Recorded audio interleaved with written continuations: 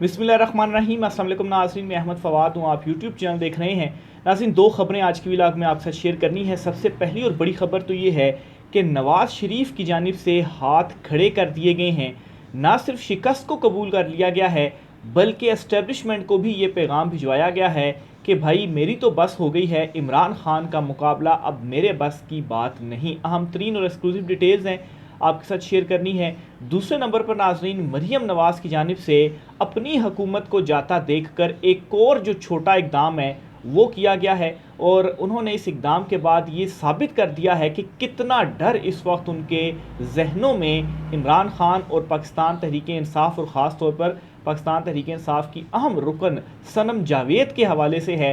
कुछ अहम तरीन तफसीलात इस पर भी आपके साथ शेयर करनी है। और आखिर में नाज़रीन, इस वक्त मुस्लिम लीग नून के रहनुमाओं की कुछ जो जहनी हालत है वो इस कदर बिगड़ रही है कि उन्हें जहनी मालजों की ज़रूरत पड़ रही है। ख्वाजा आसिफ साहब किन मालज के पास आजकल जा रहे हैं, इस पर भी कुछ तफसीलात है, वो भी आपके साथ मैंने शेयर करनी है। सबसे पहले तो जी, नवाज़ शरीफ साहब की जो घबराहट है, क्या बातें वो कर रहे हैं, आपके साथ शेयर करता हूँ, और क्या पैगाम उन्होंने इस्टेब्लिशमेंट को पहुँचाया है।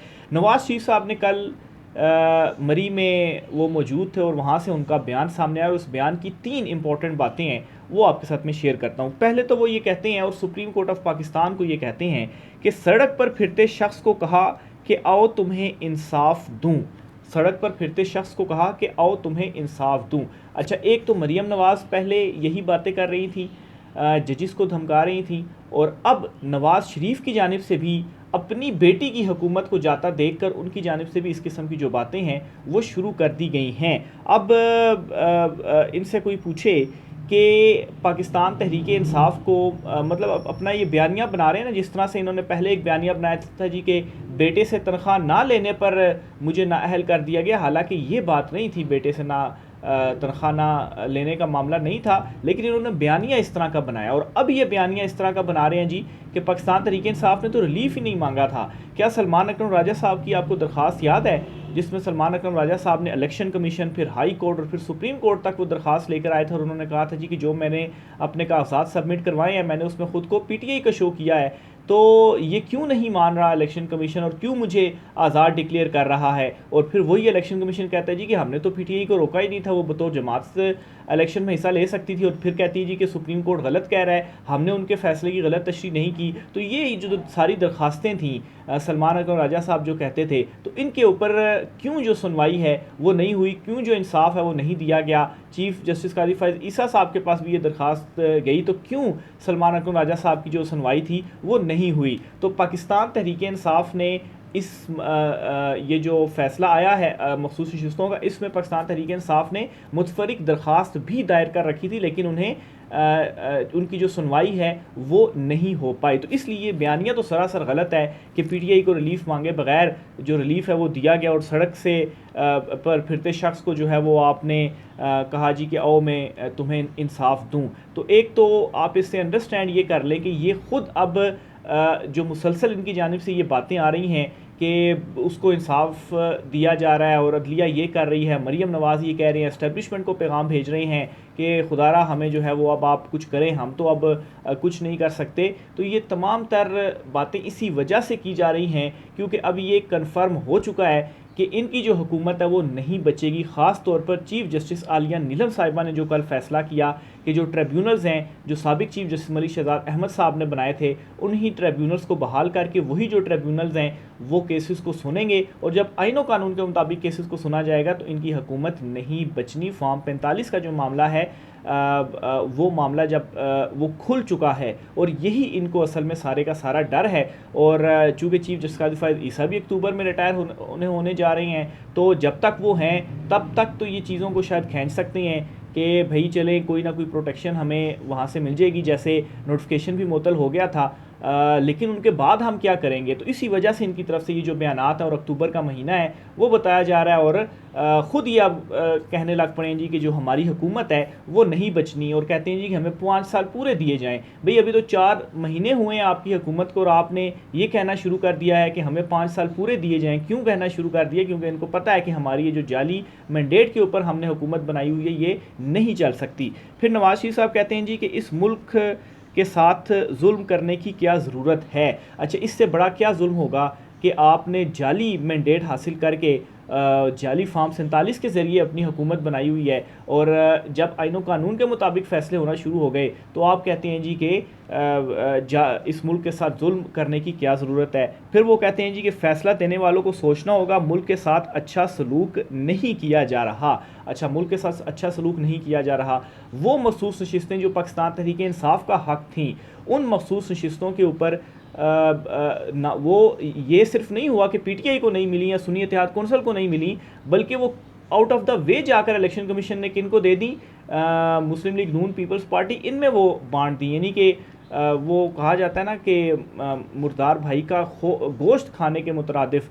तो ये काम इन मखसूस नशिस्तों में नवाज शरीफ साहब आपकी जानिब से किया गया, और आप ये कहते हैं जी कि फ़ैसले दिए जा रहे हैं और जजों को आप कह रहे हैं कि आपको सोचना होगा। असल मसला ये है कि इस मरतबा आप जजों को ख़रीद नहीं पा रहे, जज आपके सामने बिक नहीं रहे, जज डटे हुए हैं, ना सिर्फ आपके सामने बल्कि मुदाखलत के सामने भी वो डटे हुए हैं, और वो कह रहे हैं कि आइन कानून के मुताबिक जो फ़ैसले हैं वो होंगे। तो ये जी नवाज़ शरीफ साहब की इन दिनों कुछ जहनी हालत हो चुकी है। जिस तरीके से मरीम नवाज़ हैं वो बातें कर रही हैं, जजों को धमका रही हैं, उस तरह से नवाज़ शरीफ भी ना सिर्फ मरीम नवाज़ के ऊपर हाथ रख रहे हैं, बल्कि जब उन्हें नज़र आया जी कि मरीम नवाज़ की भी हुकूमत बल्कि पहले जाएगी, तो वो भी उसी डगर के ऊपर इस वक्त आ चुके हैं। दूसरी तरफ जी क्या किया जा रहा है नवाज़ शरीफ की जानिब से, एक तरफ तो ये बातें कही जा रही है, दूसरी तरफ नवाज़ शरीफ एस्टेब्लिशमेंट को पैगाम पहुंचा रहे हैं और एस्टेब्लिशमेंट को ये कह रहे हैं कि देखें जी, हम तो आपके कहने के ऊपर आए थे, आप हमें लेकर आए थे, और हम तो माशत को संभालने के लिए आए थे। तो अब ये अदलिया इस तरह की जो फ़ैसले हैं उनकी जानिब से आ रहे हैं, तो हम तो अदलिया के सामने खड़े नहीं हो सकते, हम तो इनके साथ पंगा नहीं ले सकते, टक्कर नहीं ले सकते, तो आपने अदलिया को संभालना है, और जो है वो हमारे बस में नहीं है कि हम जुडिशरी से टक्कर लें। एक तरफ धमकियां भी दे रहे हैं और दूसरी तरफ एस्टेब्लिशमेंट को भी आगे लगा रहे हैं कि भाई आप ये जो मामलात है अदलिया वाले, इनको आप देखें, और ये जो फ़ैसले आ रहे हैं इनके हवाले से हम तो कुछ नहीं करेंगे, आपने जो कुछ करना है वो करना है। और ये ख़बर कौन दे रहा है? ये नजम सेठी साहब दे रहे हैं। ये किसी टाइम पर क्या, बल्कि अभी भी नून लीग के बड़े करीब ये समझे जाते हैं। तो एक तरफ धमकियाँ भी लगाई जा रही हैं, दूसरी तरफ एस्टेब्लिशमेंट को भी तीर लगाई जा रही है कि भाई आप जाएं और आप ये जो सारे मामलात हैं इनको देखें और हमारी इनसे जो जान है वो छुड़वाएं। दूसरी तरफ जी मरीम नवाज़ ने एक और अपना साबित कर दिया कि किस छोटी जहनीत की वो मालिक हैं और किस कदर कीना और बुग़्ज़ वो अपने दिल में रखती हैं। सनम जावेद साहिबा जिनको डिस्चार्ज किया था इस्लामाबाद हाई कोर्ट ने एक मुकदमे में, इसका फ़ैसला चैलेंज कर दिया गया है पंजाब हुकूमत की जानिब से सुप्रीम कोर्ट ऑफ पाकिस्तान में। और पहले ये इतलात सामने आई जी कि मरीम नवाज़ के कहने के ऊपर ये जो काम है वो किया गया। अब पहले तो मैं ख़बर आपके सामने रख देता हूँ, फिर उसके बाद पंजाब हुकूमत का भी इस पर रिएक्शन आया, वो भी आपके साथ में शेयर करता हूँ जी। हुकूमत पंजाब ने पीटीआई की रहनुमा सनम जावेद को गुजरांवाला मुकदमे से डिस्चार्ज करने का लाहौर हाई कोर्ट का फैसला सुप्रीम कोर्ट में चैलेंज कर दिया। मरीम नवाज़ की सरबराही में हुकूमत पंजाब ने सनम जावेद से मुतल्लिक बड़ा फैसला करते हुए सनम जावेद को मुकदमे से डिस्चार्ज करने का फैसला सुप्रीम कोर्ट में चैलेंज कर दिया। अब सिर्फ और सिर्फ सनम जावेद से ये इतना डरे हुए हैं कि सनम जावेद पार्लियामेंट में आ गई और वो बोलती बहुत है, और मरीम नवाज़ के हवाले से जब वो अपना ही ज़ुबान खोलेगी तो मतलब उड़ा कर रख देगी वो मरीम नवाज़ को। सिर्फ ये डर है इनके जहनों में। और पहले किस तरीके से जी इनकी गिरफ़्तारी हुई, कोई 1.25 साल तक जो सनम जावेद थी वो जेलों में रहीं, लेकिन कानूनी जो जंग थी उनकी जानिब से जारी रखी गई। और फिर जब उनको मुकदमे से डिस्चार्ज कर दिया गया, अटॉर्नी जनरल ने कहा जी कि हमने इनको किसी मुकदमे में गिरफ़्तार नहीं करना, और उनके बयान के बाद फिर इनको रिहा भी किया गया। तो अब देखें जी पंजाब हुकूमत क्या फ़ैसले कर रही है, यानी कि मरीम नवाज़ मतलब उनका आप लेवल देखें, ये लेवल है उनका वज़ीर आला बनने का कि जो एक छोटी सी कारकुन है पाकिस्तान तहरीक इंसाफ की, वो जो डटी रही हैं, इसकी वजह से उनका जो नाम है वो काफ़ी ज़्यादा हाईलाइट भी हो गया। और जैसी बात है इमरान खान साहब ने भी इस चीज़ को अप्रिशिएट किया और अब उन्हें कौमी असम्बली में भी मखसूस नशिस्तों के ऊपर लाया जा रहा है जो कि वो बिल्कुल डिज़र्व भी करती हैं। लेकिन सनम जावेद जो थी एक कारकुन है पाकिस्तान तहरीक इंसाफ की, तो ये लेवल है उनका कि एक कारकुन के लिए इतना ज़्यादा बोझ और कीना है कि इस किस्म के जो फैसले हैं जी वो किए जा रहे हैं। हुकूमत पंजाब ने जस्टिस असद खरल की सरबराही में लाहौर हाई कोर्ट के 2 रुकनी बेंच के फैसले के खिलाफ अपील दायर की है। 2 रुकनी बेंच ने सनम जावेद को गुजरांवाला मुकदमे से डिस्चार्ज किया था। ये जी पंजाब हुकूमत ने किया है, और इतनी वेली है पंजाब हुकूमत और वज़ीर आला जी के, वो बैठकर ये फ़ैसले कर रही हैं और फिर उसके बाद इनके अगेंस्ट जो इक़दाम हैं वो चैलेंज किए जा रहे हैं।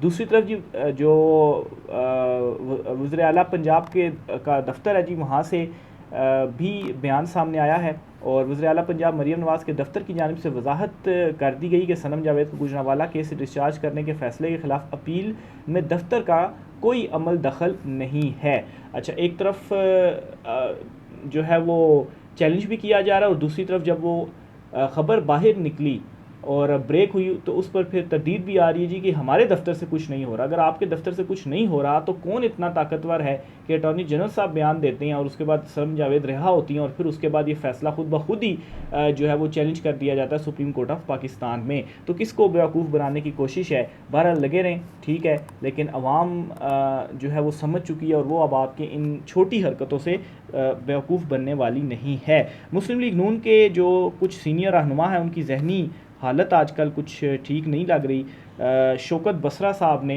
ये बयान दिया और उन्होंने कहा है ख्वाजा आसिफ साहब के हवाले से कि सियालकोट से ख्वाजा आसिफ के एक करीबी अजीज़ जो मेरे भी बहुत अच्छे दोस्त हैं, उन्होंने बताया कि ख्वाजा साहब शदीद आसाबी दबाव का शिकार हैं। इस सिलसिले में ये अपने जहनी मालिज के पास हफ्तावार जाते हैं। फार्म 47 की जालसाजी जैसे जैसे खुलने के करीब है, इनकी तबीयत मज़ीद बिगड़ती जा रही है। ये मजाक नहीं, ये एक हकीकत है। अच्छा, ये तो वाकई एक हकीकत है कि फार्म 47 और फार्म 45 का मामला जू जू करीब आ रहा है, उसके फ़ैसले करीब आ रहे हैं, तो इनका जो डर है वो भी बढ़ता जा रहा है। और मेरा नहीं ख्याल कि बिल्कुल टेंशन में फिर शौकत बसरा साहब अगर कह रहे हैं और इनको किसी शख्स ने बताया है, तो ख्वाजा आसिफ साहब की फिर अगर मरीम नवाज़ या नवाज़ शरीफ की जो हालत है वो इतनी बिगड़ चुकी है कि वो इस किस्म की बातें कर रहे हैं, इस किस्म के इक़दाम उठा रहे हैं, तो फिर ख्वाजा आसिफ साहब तो थोड़े छोटे लेवल पर हैं। डिप्रेशन तो फिर उनको होगी, क्योंकि जाली हुकूमत उन्होंने बनाई हुई है, और इमरान खान जो टकरा हुआ है, इस मजबूती के साथ इमरान खान खड़ा हुआ है कि जो ताकतवर हल्के हैं वो भी अब फ्रस्ट्रेट भी हो चुके हैं, वो भी अब सोच में पड़ गए हैं कि अब हम करें तो करें क्या, क्योंकि वो भी इस वक्त बंद गली में दाखिल हो चुके हैं। तो अगर ताकतवर हल्कों का ये आलम है तो फिर ख्वाजा आसिफ साहब का क्या जो आलम है वो होगा। पंजाब असम्बली में गेम किस तरह से तब्दील हो रही है, आपको चीफ जस्टिस आलिया नीलम साहिबा ने जो फ़ैसला किया वो आपके साथ मैंने शेयर किया, कल भी शेयर किया था। ट्रिब्यूनल्स में केसेस लग चुके हैं और फैसले अब आना शुरू हो जाएंगे। आप देखेंगे कि 21 तारीख 22 तारीख गालबन इन्हीं दिनों में, इसी जो नेक्स्ट वीक में जो केसेस हैं वो समात के लिए मुकर्रर हैं, तो वो होंगे, और उसके बाद चीज़ें फार्म 45 के फ़ैसले भी आना शुरू हो जाएंगे। इस पर जी आपके साथ मैं शेयर करता हूँ कि पंजाब में नंबर गेम किस तरह से तब्दील हो जाएगी। पंजाब असम्बली में 107 अरकान हैं। अच्छा, ये सेनेटर ओन अब्बास बिप्पी हैं, उनकी जानिब से कहा गया है। वो कहते हैं कि पंजाब में हमारे पास 107 अरकान हैं अभी, और इनमें हमारे पास 23 जो हैं वो मखसूस नशिस्तें हमें मिल जाएंगी। तो 107 और 23 हो गया 130।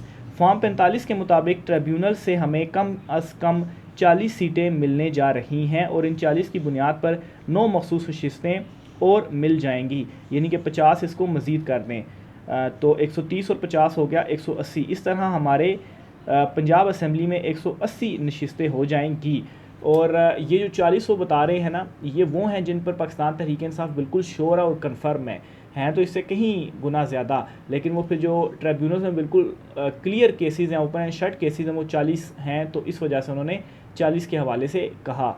अच्छा जी, मरीम नवाज़ को अपनी वज़ारत आला ख़तरे में इस वक्त नज़र आ रही है, तो 180 नशिस्तें होंगी, तो ज़ाहिर सी बात है फिर पाकिस्तान तहरीक इंसाफ अपनी पंजाब में हुकूमत बना लेगी, और मरीम नवाज़ को जो वज़ारत आला है वो अपनी जाती हुई नज़र आ रही है। इसी वजह से इस किस्म की जो बातें हैं वो उनकी जानिब से की जा रही हैं। तो ये जी बड़ी खुशखबरियाँ हैं, और मेरे ख़्याल से इमरान खान साहब जो अपने अल्फाज के ऊपर डटे हुए हैं, अवाम के साथ डटे हुए हैं, ये आई थिंक उन तमाम तर चीज़ों का ही आउटकम है कि अभी इस वक्त इमरान खान का ये कोई हल नहीं निकाल पा रहे, और इमरान खान जो है वो जेल में बैठकर इनकी जो हुकूमत है उनके साथ, यानी कि ये ताकत में होने के बावजूद इनके साथ ये तमाम तर चीज़ें हो रही हैं कि बिल्कुल बेबसी हो चुकी हैं। मौलाना फजल रहमान साहब ने भी बयान दिया, और वो कहते हैं कि इमरान खान समेत सियासतदानों पर मुकदमात नहीं बनने चाहिए। PTI के साथ तलखियाँ थीं, अब ताल्लुकात मामूल पर लाए जा रहे हैं। नून लीग और पीपल्स पार्टी को हुकूमत की जिम्मेदारी रास नहीं आ रही। खैरख्वाही में कहा था हुकूमत ना लें, ये मौलाना फजल रहमान साहब ने कहा है। तो मौलाना साहब को भी पता है जी कि PTI के मुखालिफ होंगे तो फिर तो हमारा कख नहीं बनना। उन्होंने देख भी लिया इंतखाबात में 8 फरवरी के, तो इस वजह से वो ज़रा पींगे अपनी बढ़ाना चाहते हैं। राय का इज़हार कीजिएगा। आज की व्लॉग से इतना ही, इजाज़त दीजिए। अल्लाह हाफ़िज़।